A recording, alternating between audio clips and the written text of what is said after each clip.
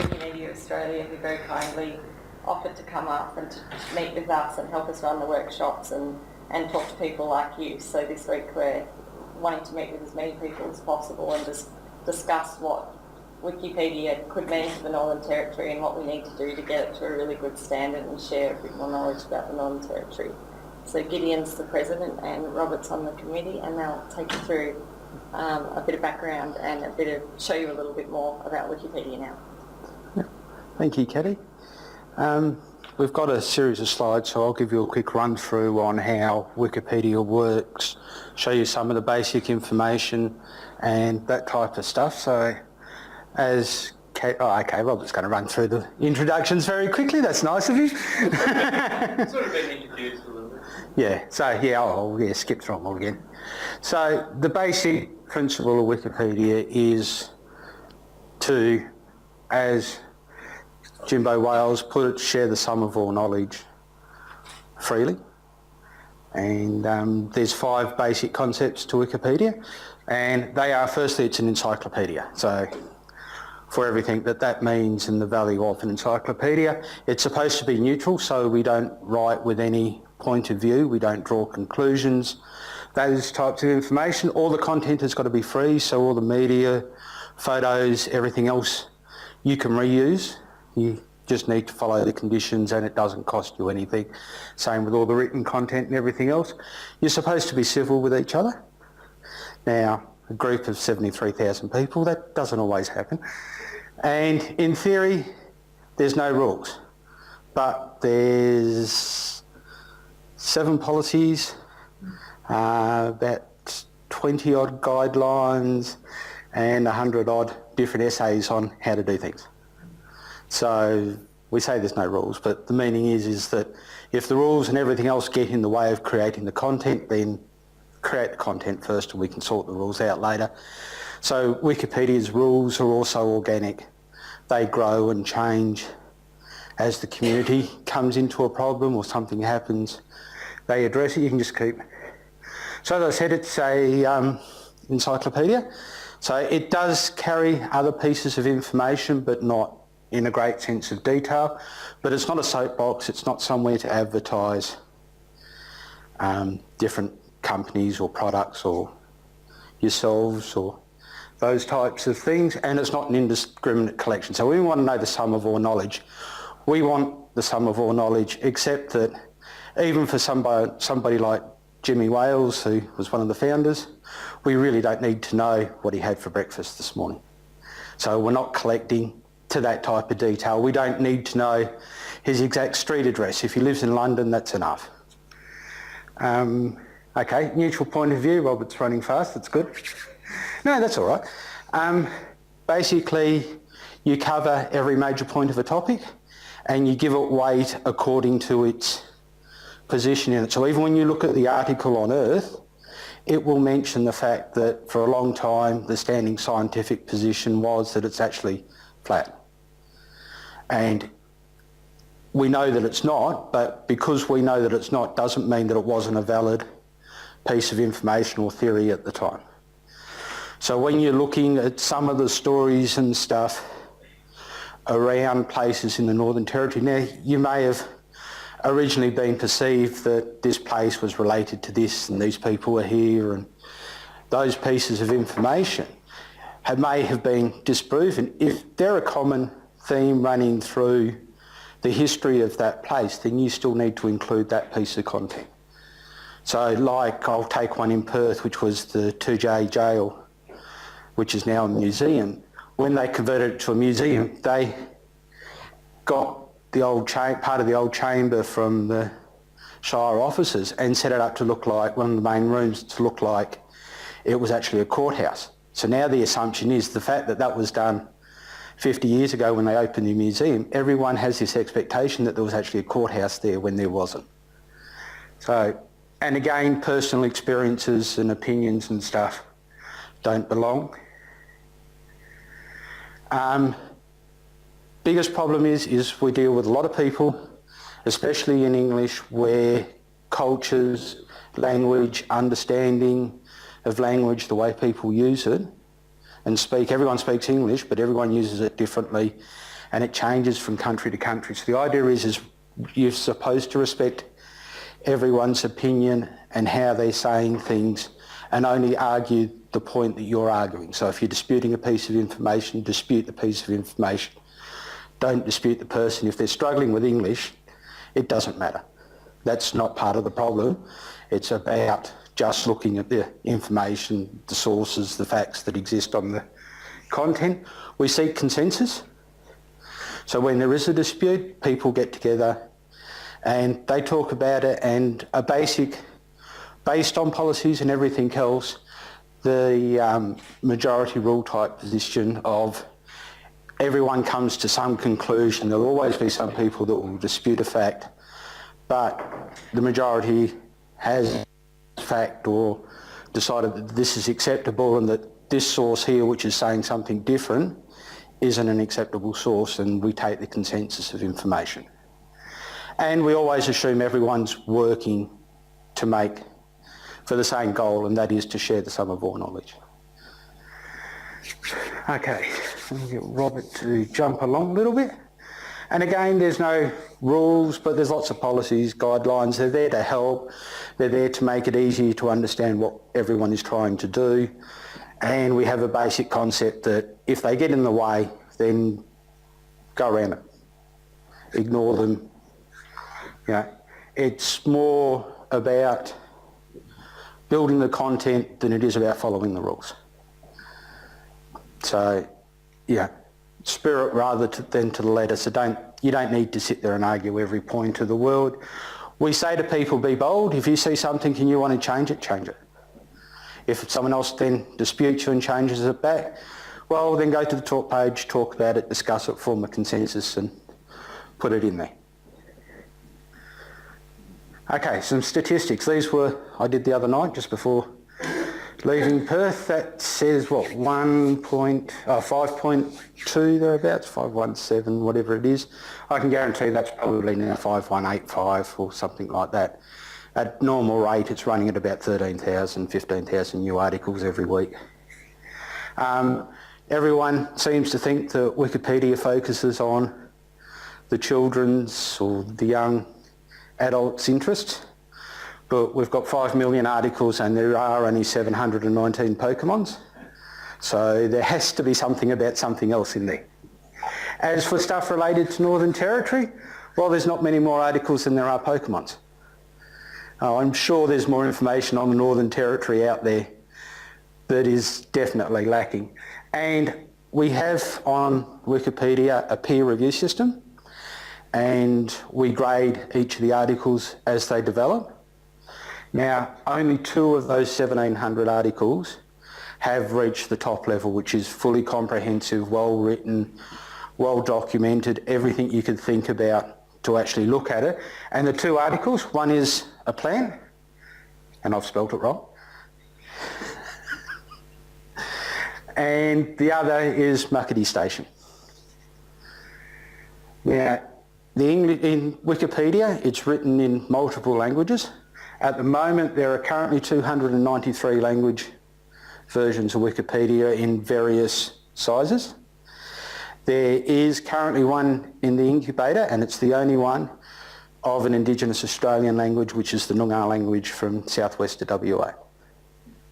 So we've got one started and 300 more to go, at least. So if you're looking for something to do, there's still a little bit left. And on average, Wikipedia receives 431 million visits a month. Now, I know Darwin's a lovely place, but I really don't think the airport could cope with that many visitors at once, even spread over a month. So it's a chance to get more information about the Northern Territory out there where people can actually learn and add that information. If you looked at Australian content, a lot of the Australian pages are biased towards Sydney and Melbourne, and that's because there are more editors concentrated in those areas. Okay, so how does Wikipedia work? Right, a few of the terminologies. First one up is Wikipedia, which is the encyclopedia part of the project, and we abbreviate that to WP. So when you see WP written within stuff, this is what we're referring to. Underneath Wikimedia Foundation, this is the charity in the United States that provides all the support infrastructure. So it's got, provides the servers, it works on the software, it backups, it supports what we do. So financially we get some funding from them, or we get funding from anywhere else we can find it. Wikimedia Australia is what I'm part of, and our role is to encourage creation of Australian content and the reuse of content. So once you write something to Wikipedia, you can reuse it and share it wherever you like. And that's the whole aim of it. It's no good collecting all this knowledge and then locking it away in vaults where no one can see it without the right little passcode and those types of things. We want it out there and we want everyone using it.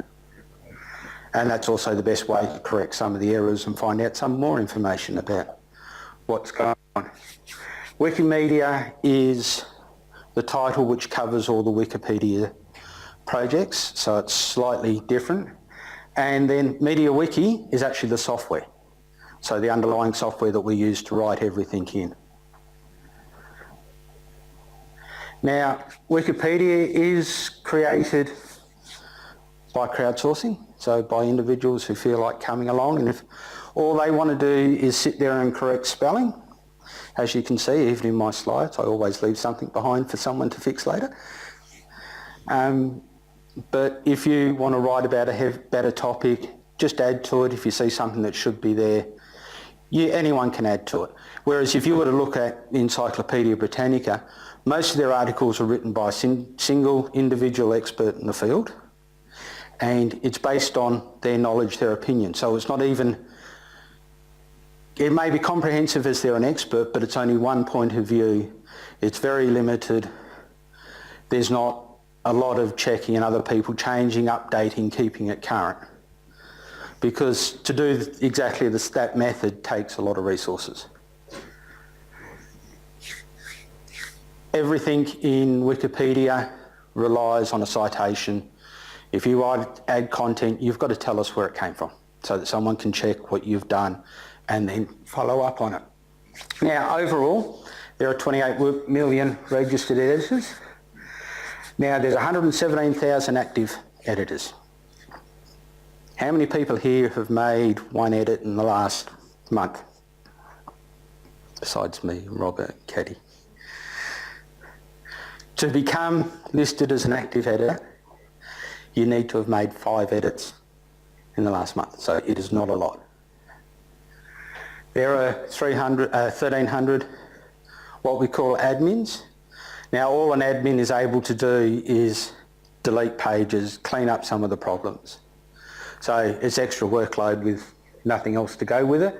Now, overall, the WMF employs about 280 people, and it's the 5th largest website on the internet. By comparison, Google employs 57,000 people to be the largest on the internet.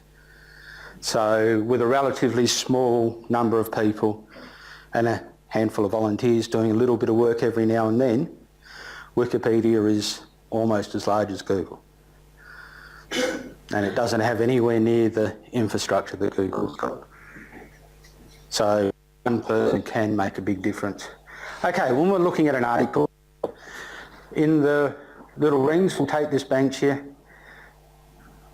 It's got the article title of the plant there, then it comes through with a brief description, and then it gets into the details about the content. The little red ring on the other side, which Robert's pointing at, there's a little gold star there. This means that this one has gone through peer review and been listed as featured.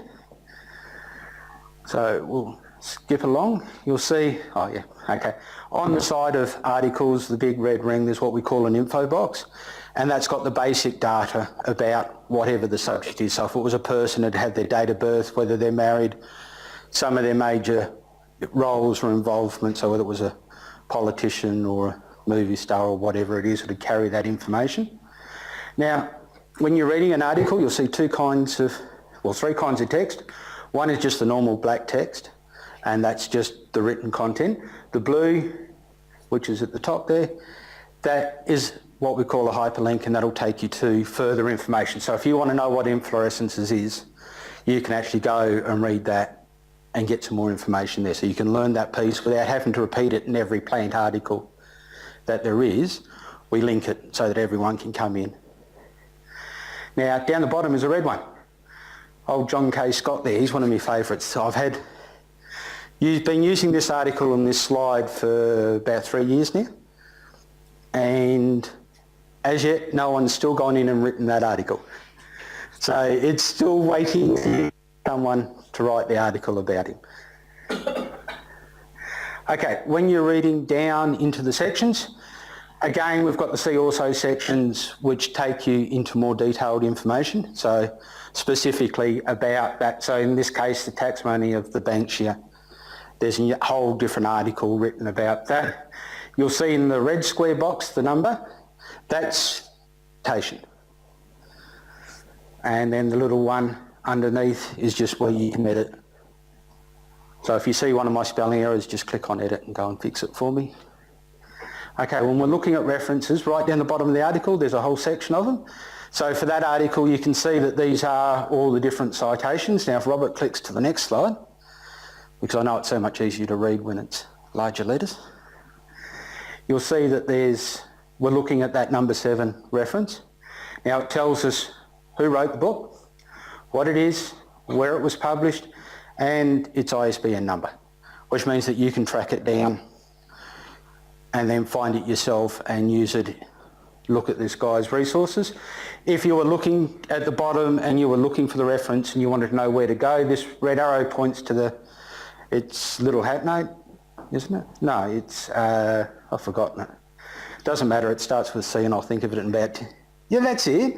Yeah, I was going to say I'll think about it in 10 minutes time. That will take you back up into the article where the reference is. With the yellow line you see ABC in front of Alex there, or Alex George. That shows the ABC will take you back because that reference has been used multiple times. We'll go back one for a minute. Yep. Alex George there, this Banksia article you're looking at, this was one that I was involved in getting it through to the featured process and took a lot of the photos in.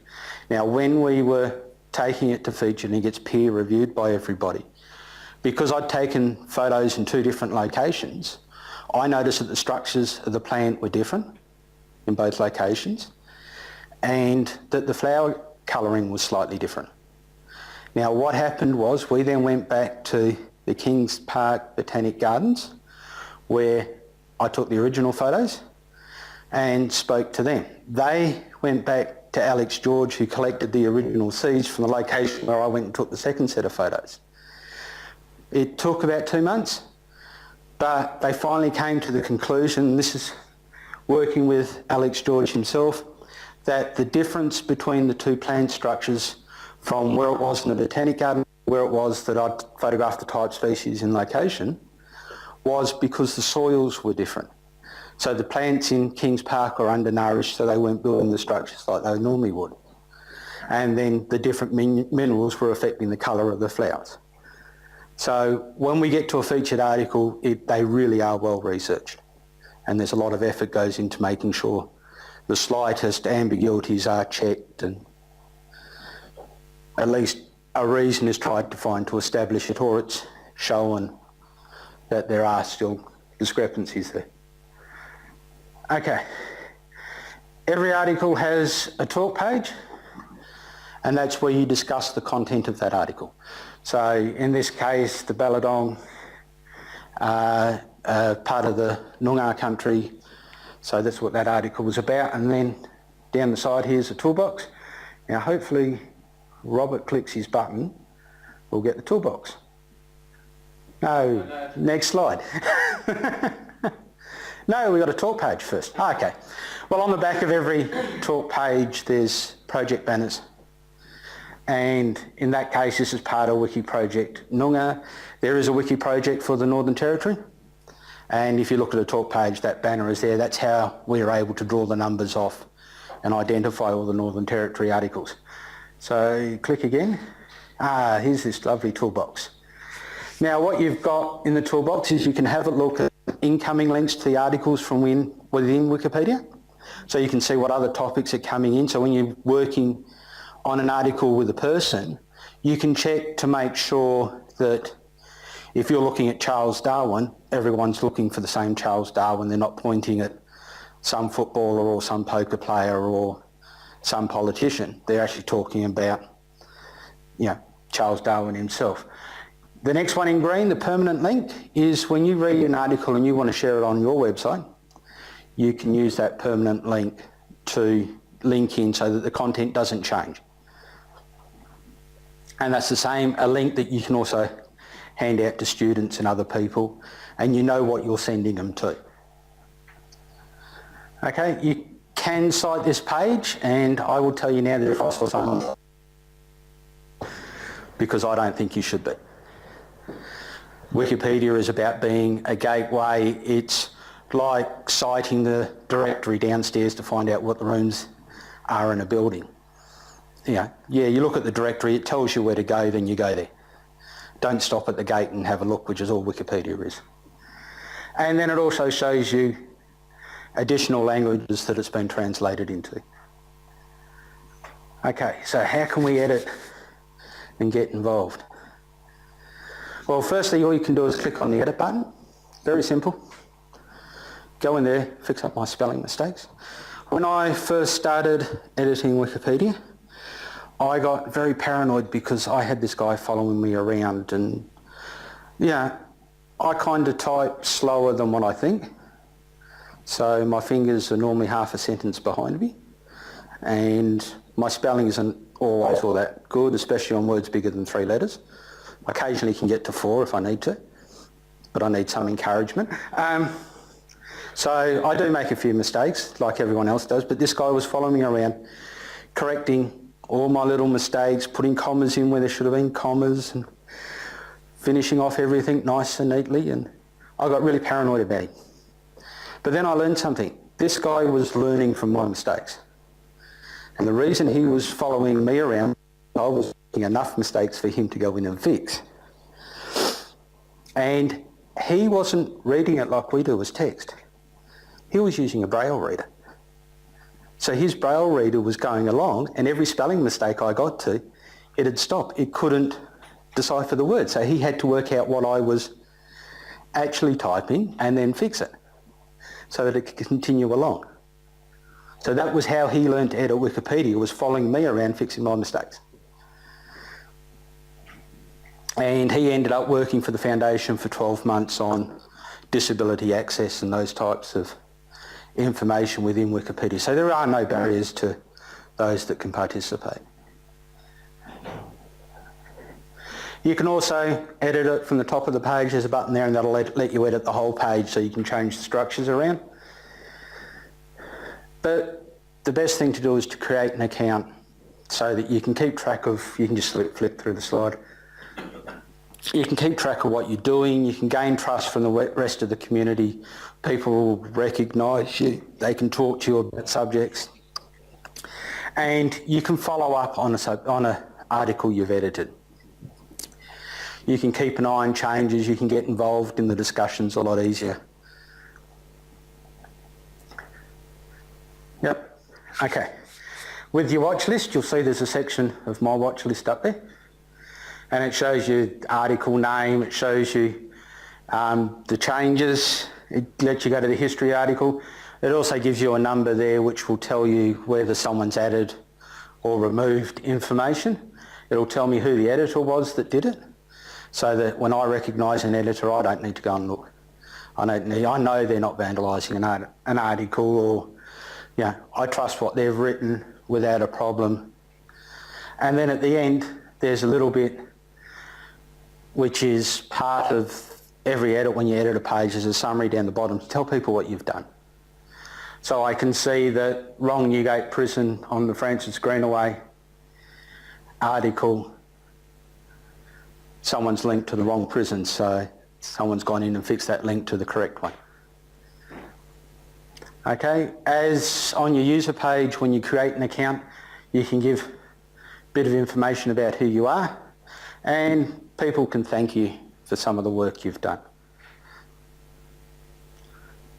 So editing an article, well, this is Bassendean, and We added a little bit to this, so if Robert goes to the next page, we went over to Trove, found a piece of information, and then we edited it into the article. So we went up, history section, pressed edit, and then added our piece of information.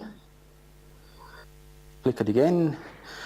On Trove, the screen's changed slightly because Trove have changed their layout, but this piece of information is exactly the same. They have formatted the sites for us so that when you look at the page on Trove, you can just pick up the whole citation tag. You don't have to format it. Trove's done it all for you. And it's got all the links in place.